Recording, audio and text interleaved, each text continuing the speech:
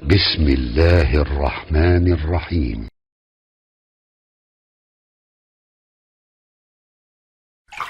Sekarang mari kita lihat keterangan Imam Az-Zahabi tentang syirik. Fa'akbarul kabair asyirku billahi ta'ala. Maka di antara tingkatan tertinggi dari dosa besar itu yang pertama adalah syirik. Wa huwa naw'an. Syirik ini ada dua jenis. Awas hati-hati. Ada dua jenis, kadang kita tidak sadar. Awas hati-hati ya. Satu. Ahaduhuma an yaj'ala lillahi naddan wa ya'budu ghairahu min hajarin aw syajarin aw syamsin aw qamarin aw nabiyyin aw syaikhin aw najmin aw malikin aw ghairi dzalik. Allahu akbar. Yang pertama, menjadikan seseorang sosok atau makhluk sebagai Tuhan selain Allah Subhanahu wa taala. Langsung menjadikan Allah punya saingan. Baik itu bentuknya benda mati, benda keras seperti batu. Ya, misal ada yang nyembah batu, minta kepada batu, harusnya minta kepada Allah kemudian minta kepada batu. Ya, dengan keyakinan bahwa minta kepada batu itu bisa mengabulkan. Misal, Masya Allah, dulu kan rame-rame ada batu tuh.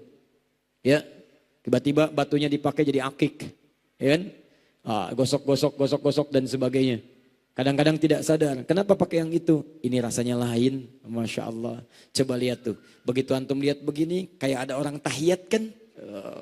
Mana lihat? Itu, kelihatan nggak? Mana itu? Nggak kelihatan. Oh, sudah salam rupanya. Sudah salam. Masya Allah. Luar biasa. Kalau pakai ini, harta bisa bertambah. Masya Allah. Dan keajaiban terjadi. Mana buktinya? Sini, saya ajak ke jalan. Begitu taksi lewat, sit. Oh, berhenti taksi. Bukan? Itu yang biasa. Yang dahsyat, ketika saya pakai ini, teman-teman sekalian, itu rasanya, saya sudah mendapat keberuntungan. Makanya saya bawa terus, karena saya yakin dengan benda ini, Masya Allah akan memberikan mukjizat. Dan memberikan kepercayaan dan kekuatan pada diri saya. Syirik. Min hajarin. Batu. Paham ya? Awas, batu juga banyak. Kubur. Alam kubur. Kadang tandanya pakai batu. Ya, tandanya pakai batu. Pegang-pegang batunya, bawa-bawa dan sebagainya. Gitu kan? Pegang-pegang, mintanya kepada batu. Bukan minta kepada Allah. Awas, kalau Anda ziarah kubur tidak dilarang. Hati-hati. Ziarah kubur silakan ziarah, berdoa kepada Allah, minta kebaikan. Yang salah, minta kepada kubur atau minta kepada batu dalam kubur. Tanda. Pegang, bawa kain, gosok itu misalnya kan. Bahkan Ka'bah, hati-hati. Ka'bah itu batu. Hati-hati, ada yang keliru. Datang orang tawaf, ini gosok ke Ka'bah, misalnya kan. Ngapain? Ngambil kekuatan. Kekuatan, Masya Allah. Ka'bah diambil kekuatan, yang lain gak kebagian. Kan? Itu bahaya. Bawa. Awas, hati-hati. Syirik. Gak boleh. Gak boleh. Syajarin, pohon. Pohon. Hati-hati, ini banyak kasus. Jangan ditebang pohon itu.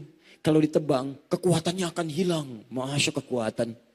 Datang cari inspirasi ke pohon. Duhai, berikan saya kekuatan. Duhai. Kata pohon, saya juga udah mau runtuh. Baik, sama. Awas hati-hati. Ada yang mundur, cari. Mintanya ke pohon, syirik. Sering banyak kisah ya. Ada pohon-pohon yang ketika ditebang, sebagian masyarakat mengatakan jangan ditebang. Itu nanti ada ininya, ada itunya dan sebagainya. Tidak. Itu perbuatan setan. Ingat, setiap yang mengantarkan pada maksiat, saya sudah uraikan setan. Paham ya? Tayyib. Ini jangan ditebang Pak, ini jangan tebang. Oh syirik, bukan syirik Pak, itu duriannya belum matang. Nah, kalau itu bukan ya, kalau itu bukan. Au syamsin, menyembah matahari.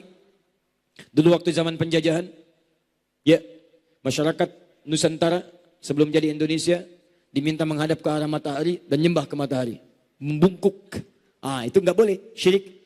Makanya banyak ulama kita tidak mau melakukan itu. Ya, atau ada yang sebagian karena terancam nyawanya, jasadnya seakan tunduk tapi hatinya mengingkari. Ada yang demikian. Ada yang sama sekali menolak. Dan tidak sedikit yang mengalami eksekusi. Dan Masya Allah, dengan kalimat itulah kemudian kalimat-kalimat takbir, kalimat-kalimat tauhid, kalimat-kalimat pengakuan itu yang mengantarkan cinta Allah menghadirkan kemerdekaan bagi bangsa Indonesia. Makanya saham umat Islam untuk kemerdekaan itu banyak. Dan kalimat takbir itu bagian darinya. Termasuk kalimat tauhid. Apa kalimatnya? La ilaha illallah. Apa warna benderanya? Warna tulisannya? Kita lihat. Ada masalah insya Allah. Itu untuk pengetahuan. Untuk pengetahuan. Ingat ya teman-teman, saya ingatkan betul. Bangsa kita sudah baik. Dasarnya sudah baik. Tidak usah berpikir merubah asas bangsa dan sebagainya. Yang kita pikirkan sekarang bagaimana membantu bangsa ini jadi lebih baik. Itu saja. Kerjakan yang baik-baik untuk negara kita. Mata lihat yang baik-baik, telinga dengar yang baik-baik. Maka ketika antum bekerja jadi baik, bangsa ini akan terkatrol pada kebaikan-kebaikan. Kalau negara ini diisi oleh orang-orang bodoh dan orang-orang ahli maksiat, maka itu tidak pernah mengantarkan kita pada kebaikan. Makanya kita harus bantu supaya kita menemukan orang-orang baik. Polisi, polisinya baik. Tentara, tentaranya baik. Presiden, presidennya baik. Kan? Pengusaha, pengusahanya baik. Karena kebanyakan orang Islam, kita sendiri dulu jadi baik. Jangan minta orang baik sementara antum belum baik. Susah. Jelas ya? Kembalikan. Kenapa itu aja yang dibahas tadi? Au kamarin, bulan. Sudah jelas.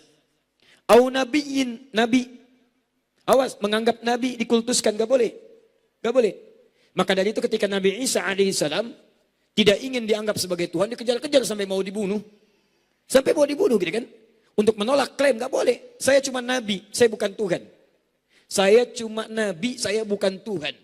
Karena itu Nabi Isa alaihissalam dikenal dengan Al-Masih atau dikenal dengan Yesus, menegaskan dirinya nabi bukan Tuhan, supaya tidak dianggap Tuhan dan tidak dikultuskan.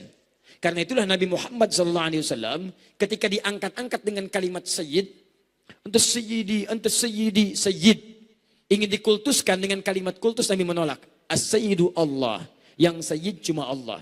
Bukan berarti nggak boleh mengatakan Sayyid, bukan. Bukan dilarang mengatakan Allahumma sholli ala Sayyidina Muhammad, bukan. Tapi yang dilarang menggunakan kalimat Sayyid untuk mengkultuskan Nabi Muhammad SAW. Kalau untuk menghormati nggak ada masalah, boleh. Bahkan Nabi mengatakan Abu Bakar sebagai Sayyid, Umar sebagai Sayyid, ya sahabat lain sebagai Sayyid, boleh. Antum kalau ke Madinah, saya dari Madinah kemarin, lewat di jalan menemukan kalimat Allahumma sholli ala Sayyidina Muhammad, boleh. Untuk penghormatan pada Nabi Muhammad SAW. Syekhul Islam Ibn Taimiyah punya risalah Tazkiyatun Nafas, di ilmu Tazkiyatun Nafas. Pembukanya, kalimatnya dibuka dengan hamdalah, kemudian salawat. Ketika salawat mengatakan Allahumma salli ala Sayyidina Muhammad. Untuk takrim, memuliakan Nabi SAW. Tapi mengkultuskan, tidak. Jelas? Tayyib. Syekhin, syekh. Syekh di sini bisa tokoh, orang soleh, atau misalnya yang dipandang punya karisma. Karena di Arab itu, dipanggil syekh itu, bisa 3 kemungkinan. 1, orang sepuh. Sudah sepuh. Ya syekh, wen masyi. Syekh mau kemana? Sudah sepuh. Tayyib. Yang kedua, bisa syekh ahli ilmu. Ahli ilmu. Ya, jadi baik itu sudah sepuh ataupun masih muda dia. Ketika tampak keilmuan dalam dirinya dipanggil syekh. Ya syekh. Yang ketiga, syekh. Ilmu secara agama mungkin kurang. Tua juga belum. Tapi dia punya pengaruh misalnya. Ya, punya pengaruh tertentu. Punya kemuliaan tertentu, maka dipanggil syekh dia. Di Uni Emirat Arab ada syekh, ada syekh. Syekh di sana bukan yang punya ilmu. Sebagian ya, ada kalangan-kalangan yang punya harta, punya pengaruh, panggil syekh sebagai penghormatan kepadanya. Nah kadang-kadang, maaf, penghormatan berlebihan pada yang punya kedudukan, kadang-kadang sedikit banyak menghadirkan sifat syirik dalam kehidupan. Fir'aun dititipkan kedudukan. Begitu kedudukan merasa tinggi langsung mengatakan ana rabbukumul a'la. Saya Tuhan kalian yang paling hebat. Maka umatnya, umat Nabi Musa alaihissalam, yang ketika kemudian diutus Nabi Musa, sebagiannya diperintahkan oleh Firaun, sembah saya. Saya yang Tuhan. Musa itu cuma ngaku-ngaku punya Tuhan, saya yang Tuhan. Itu yang bahaya. Jadi kalau seseorang merasa kedudukannya sudah tinggi, maka akan muncul sifat. Ini lihat detilnya kalimat Ibnu Zahabi. Kalau seseorang punya kalimat, punya rasa kedudukan yang tinggi, maka godaan setan akan membangkitkan rasa ingin dipertuhankan dalam dirinya.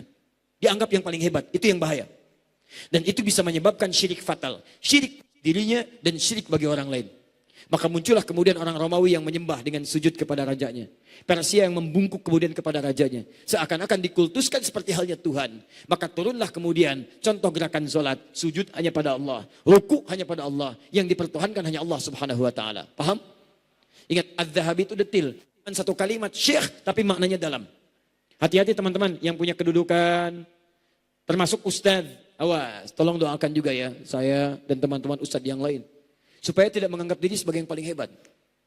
Kalau sudah yang paling hebat dan sebagainya, ini yang paling bahaya. Sudah menganggap diri paling hebat, paling benar, paling unggul. Maka kemudian dampaknya kepada murid-murid, itu yang seakan-akan menutup celah-celah sampai menganggap tidak ada celah dalam dirinya. Berlebihan kemudian mengangkat dan sebagainya. Paham? Iya. Termasuk tokoh, siapa saja bisa masuk dalam kategori syekh dengan pemaknaan yang luas. Pemaknaan luasnya, makna jauhnya. Ronaldo, Messi, sekarang Icardi di Inter Milan misal. Siapa lagi yang muncul-muncul? Begitu muncul-muncul, Masya Allah, tempel di kamar.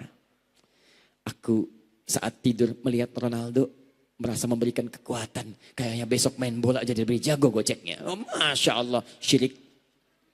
Sama. Aku kalau pakai kaos Lionel Messi ini seakan-akan yang lain mudah aku kalahkan. Bobol gawang gampang sekali. Masya Allah. Karena gak ada yang lain, cuma dia sendirian. Sama. Gak bagus. Aku kalau pakai kaos Pep Guardiola kayaknya seperti ahli taktik. Seperti Manchester City 15 kali main, 13 kali menang, 2 kali imbang. Gak pernah kalah. Masya Allah. Sama. Tato. Pakai gambar orang, gambar macam-macam. Dengan adanya tato, seperti saya memberikan kekuatan pada diri saya. Syirik. Paham ya?